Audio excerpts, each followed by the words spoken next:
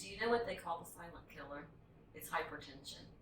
And so most people don't have symptoms when they have high blood pressure.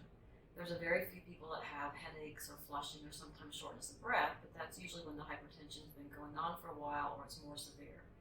So if you have hypertension and you don't know it, the longer you have it, the more damage it does to your body. So the consequences are going to be heart disease, strokes, kidney failure, and blindness.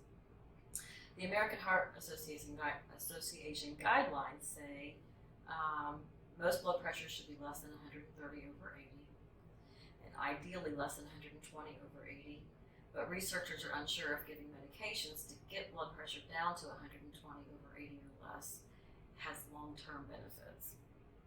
Causes of hypertension are poor diet that's high in salt and processed sugars, sugary foods and drinks, sedentary lifestyles, smoking, excess alcohol use.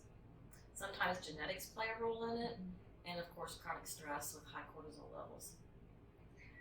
Lifestyle changes as simple as making some dietary changes, limiting your alcohol and caffeine, smoking cessation, exercise, and healthy weight can help change that risk factor. And sometimes when lifestyle changes are not enough, then I recommend to my patients that we do some advanced testing.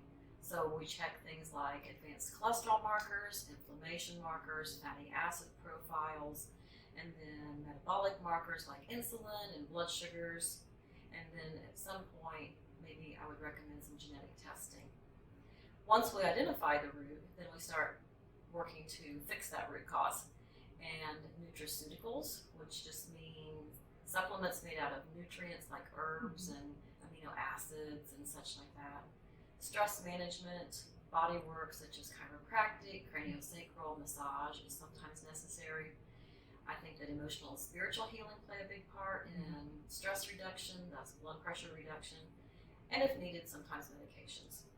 So if we can help you or one of your loved ones decrease your risk factors for hypertension and the consequences of it, then I'd like for you to give us a call.